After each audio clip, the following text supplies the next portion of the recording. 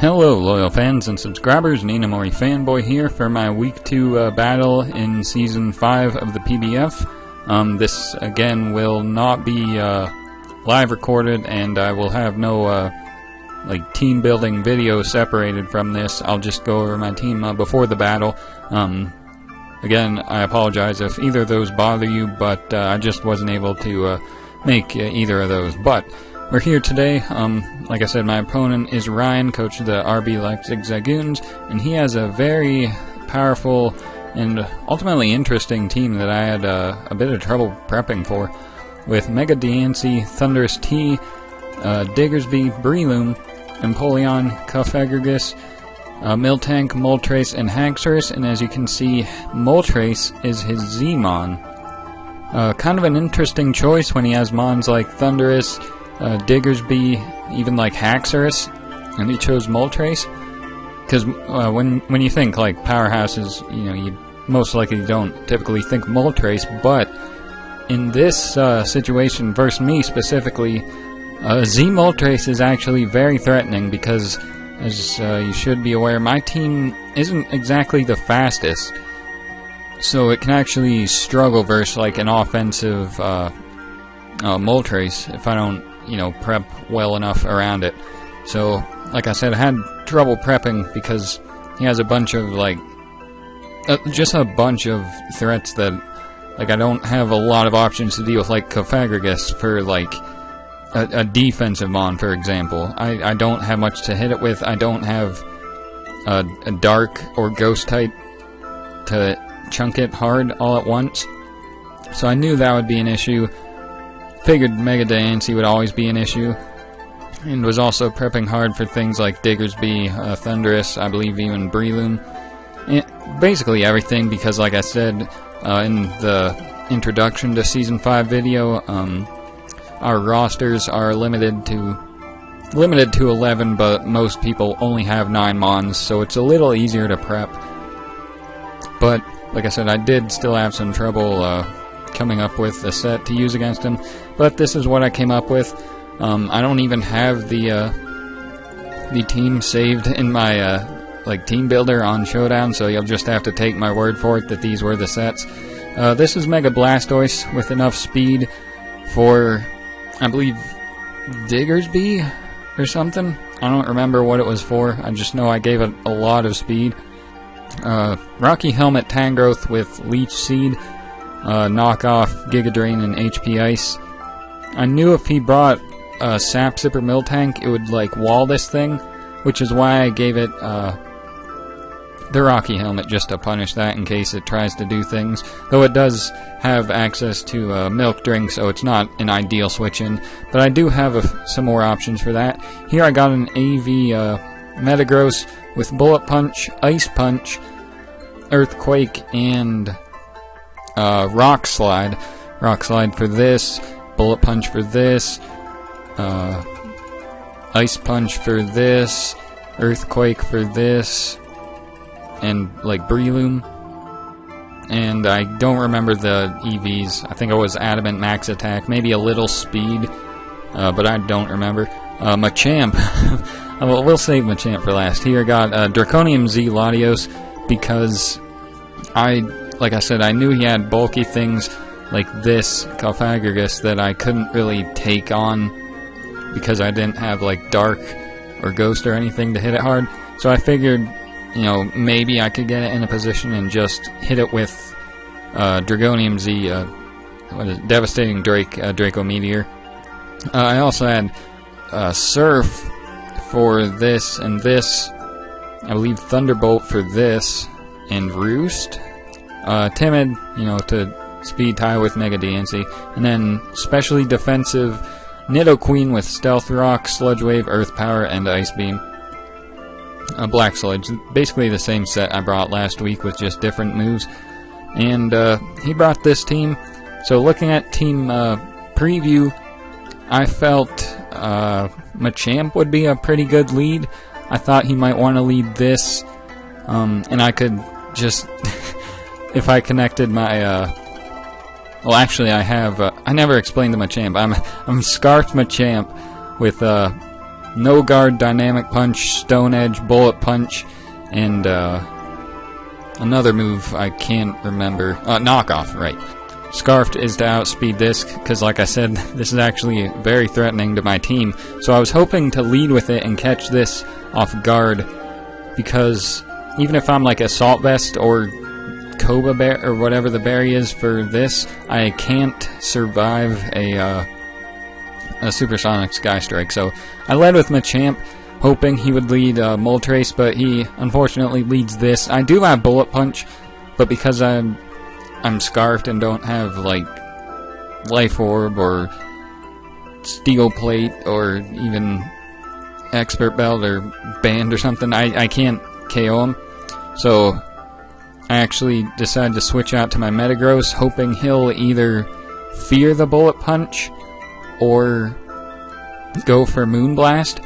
And as you'll see, he actually Mega Evolves and goes for Protect. I didn't think he would bring Protect. I don't think Diancie really needs Protect, but it's a lot more viable in draft format where you don't know what your opponent will have. I'm just grateful I got in my Metagross for free, and now I'm gonna let him know I have the Bullet Punch and scare him out. And here I'm gonna, one, expect him to maybe stay in, predicting me to make a play, but two, maybe bait him into thinking I'm locked in or something by going for it again as he goes out to Cofagrigus and I get mummied, doing no damage but revealing he's not leftovers, which is crucial because like I said, I was going to have a very difficult time wearing this down. Him not having leftovers changed my game plan a little, because like I wouldn't have to play as safely with like my hard hitters basically. But speaking of that, I don't want to get burnt with my Metagross, so I'm going to go out to my Tangrowth because that's the thing I wouldn't mind getting burnt the least. I also didn't want to go into like Latios on a potential Shadow Ball, which as you'll see he goes for, and it does a solid amount of damage. I thought about knocking off in case he stays in, but I didn't want to get mummied. That way, if he did Will-O-Wisp, I would just get mummied, and that would get rid of my Regenerator. So I went for Leech Seed first. As you'll see, he brings in Miltank and it's Sap Sipper. So here I decided to go for the knockoff. As you'll see, he goes for Double Edge. Silk Scarf boosted Double Edge, and it does 57 to my Fizzdef Tangrowth, as I'm able to hurt him with the recoil and the Rocky Helmet.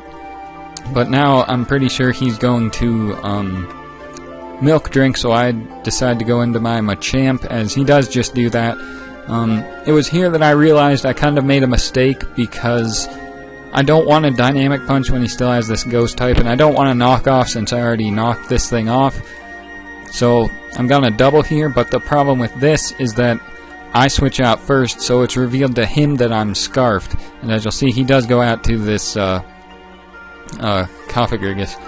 And it looks like he switches out here, goes right back to the Miltank as I knock it off again, though it's not going to do anything. I do switch right back to my Machamp as he double edges again. I knew I could live one.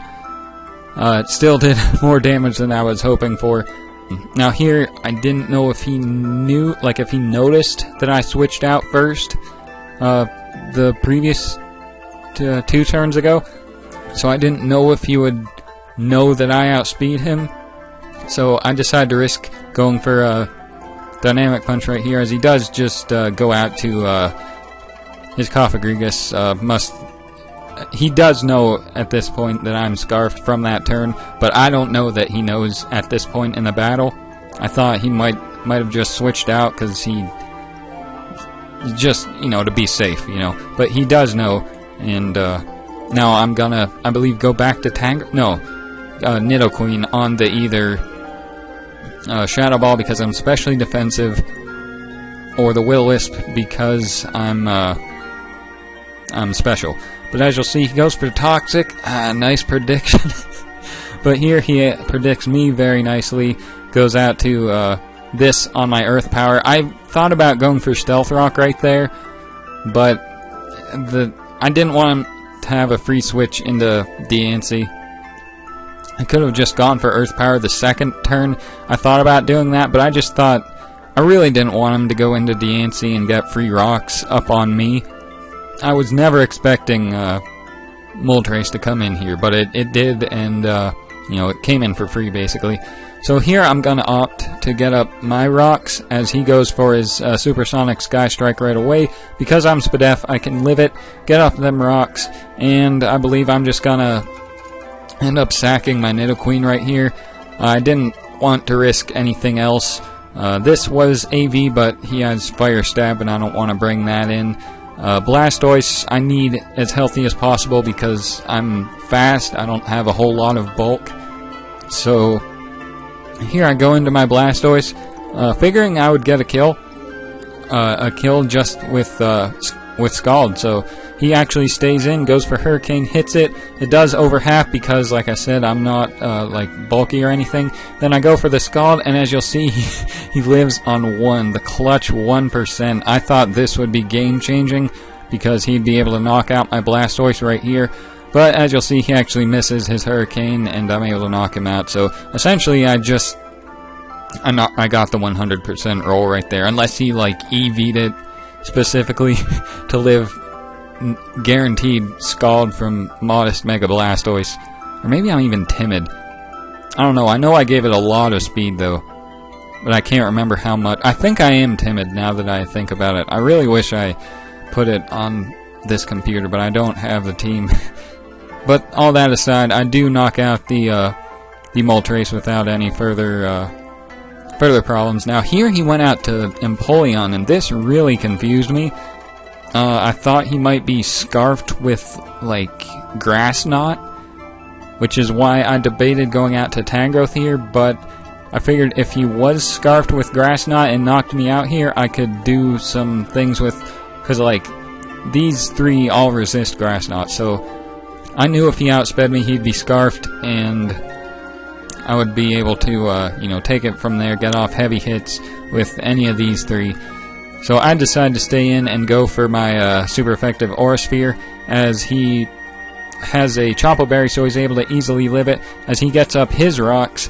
And it's here he reveals in the chat that he's actually Speedy Empoleon, hoping that he would be able to outspeed my Blastoise, and he probably had the Grass Knot, but I'm able to outspeed him because, like I said, I invested a lot of speed into this thing. So I'm able to 2-hit KO him, which was, you know, fine by me. Now, however, he brings out this, and I thought about staying in and going for Ice Beam in case he tries to set up. But I ultimately changed my mind once I realized this could still be nice for dealing with Cofagrigus. So I forget what I actually switch out to here. I believe it's Tangrowth. Oh no, Latios, because I resist the electric move if he wants to go for that. I knew he wasn't gonna go for an ice move right here. Like, that just wouldn't happen. If he sets up like Nasty Plot, I outspeed him, knock him out. If he sets up an agility, he doesn't knock me out with like HP Ice or whatever. So I felt Latios was a good play. As you'll see, he goes for Volt Switch though, which led me to believe he was scarfed. Now he can go into DNC, and this was a hard turn because I don't really have a good switch in. I have Metagross, but I don't want to bring it in because I want it to be at as much health as possible to deal with Thundurus, because I'm pretty sure it can't 2-hit KO me since I'm Assault Vest. So I decided to risk the tie right here and just go for Surf to try to knock this thing out, because my hands were kind of tied. I debated on going out to Tangrowth, but I ultimately decided risking this right now would be like my only play. Like, just because I can't switch anything into DNC here. This would be nice for being able to outspeed Miltank, non-scarf this, and hit this with my Devastating Drake. But I had to risk this right here, and as you'll see, I actually win the tie. Don't knock him out. He lives again on like 2%, and he's able to knock me out with the Moonblast. But that damage is crucial because I can just go into one of my Bullet Punch users, probably Metagross, because I don't want to be locked in with my Machamp. That way, if he does switch out, he can't come back in because he'll die to rocks. So that happens, I go into my Metagross, go for the Bullet Punch, as he does actually switch out to, this thing takes, some nice damage. It's like I said, he doesn't actually have a form of recovery, so any damage on this is very nice for me. And, DNC switched out, so it can't come back in. Once it does, it'll die, since his 2 potential defoggers are both dead, so DNC is dead, which is fine with me. Now I'm gonna go out to my my Tangrowth again, not minding if I get burnt or whatever, as he goes for Shadow Ball again.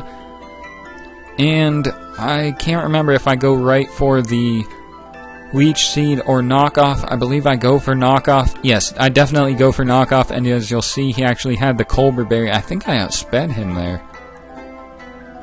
Yeah, I outsped him, as he went for Will-O-Wisp. This thing might be like slow Trick Room. I don't know. I find it weird that a Tangrowth would outspeed Cofagrigus. I don't know what Cofagrigus' speed is, though. I think I'm like relaxed nature Tangrowth, so that's kind of weird he outspeeds me. But anyway, I do get burnt and mummied, so I lose my regen, so Tangrowth at this point kind of becomes sack fodder.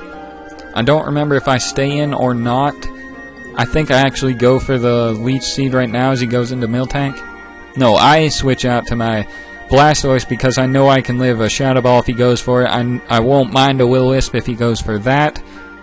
I guess it would have been bad had he gone Miltank, because I'm pretty sure with the damage he was doing to Fizdef Tangrowth, he would have been able to knock me out with Double Edge. But as you'll see, he does just go for Shadow Ball, and like I said, I do live, so I can pretty much get a kill here, as he sacks his DNC, which was to be expected. And now he goes into this thing, and I decide to sack my Tangrowth right here, and as you'll see, this is actually a very good sack. Like, I want to say it was calculated better, but it was actually just pure luck. He actually goes for Volt Switch again, and I'm actually able to live this with a Sliver, but I'll die to the burn, so I'm able to get initiative of whatever he switches into. So he goes out to Miltank, and I can bring in Machamp. I thought that worked out all too well, because I'm in a decent situation here. I could knock off predicting the Cofagrigus to come in, but I figured since I have a Blastoise as sack fodder, I can just go for Dynamic Punch right here. If he stays in, I'll knock this out. If he goes out to this, I can sack my Blastoise, bring my Machamp back in. That way I can knock this thing out, potentially 2-hit KO this or this. So I was comfortable going for Dynamic Punch. As you'll see, he actually stays in. And I figured, I pretty much had the game at this point, because with only these two left, I figured my 2 remaining Mons could handle him. And as you'll see, he goes out to this, and I'm gonna sack my Blastoise right here. Then bring my Machamp back in and go for Knockoff. Should be able to knock this thing out, and then, provided this thing isn't Scarfed, I should be able to just knock that off, potentially out, and take it from there. But as you'll see, Knockoff actually doesn't knock out. He lives on 1% again. Ryan, what? How are you doing this? And he's able to knock me out with the Shadow Ball.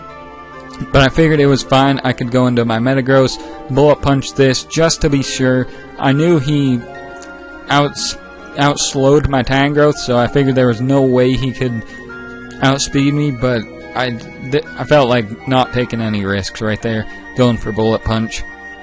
Speaking of no risks, he brings in his final Mon, which is this Thundurus, and this turn, like I felt, I had the game comfortably, but I took a while to decide. Like, I was thinking, is there any reason to not go for Ice Punch right here? Because Bullet Punch can't OHKO him. It can most likely 2-hit KO him unless he's bulky. So I figured I wouldn't risk him being bulky. I would just go for Ice Punch, because I didn't think there was anything he could do to me. Like, what's the fire move they run? Like, Incinerate? HP Fire. I figured there was nothing he could do to hit me, so there was no point in not going for Ice Punch and risk not knocking out with 2 Bullet Punches. Then this happens. As soon as I see the words Dark Pulse, I knew I messed up. Because not only does that do way more damage than HP Fire or whatever else, like Thunderbolt, it also had a chance to flinch. As soon as I saw him go for Dark Pulse, I immediately knew he would flinch me. Like that, there was no question there.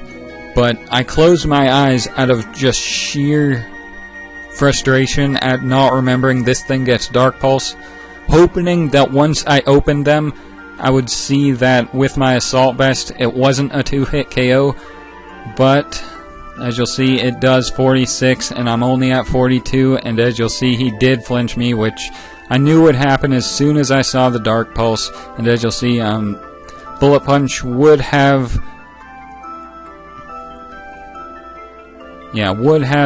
knocked him out had I gone for 2 of them, but I completely and utterly just forgot about Dark Pulse. Ryan even asked me right here, why didn't I go for 2, and the truth is, I just completely forgot this thing had access to Dark Pulse. I was debating, at the end there, going through all possibilities I could imagine that this thing could do to me. Legitimately thought Thunderbolt was the best thing it could do, and turned out that one turn cost me the game. So, very unfortunate loss this week 2 battle, because could have won, but completely blanked on the fact that this thing could even have Dark Pulse, and that cost me the game. I'm not mad or anything, just very disappointed that I was able to overlook something as crucial as that, and hoping to move on from this, make sure it doesn't happen again this season. Good game though, Ryan. He went for what he had to go for at the end, and he got it, so nothing I can even say other than good game. Hopefully, like I said, hopefully I'll be able to move on and learn from this experience and it won't happen again. But we'll see as we move forward in the season. Hopefully you guys are excited for week 3. Who do we face? What is up with this screen? Why is it black?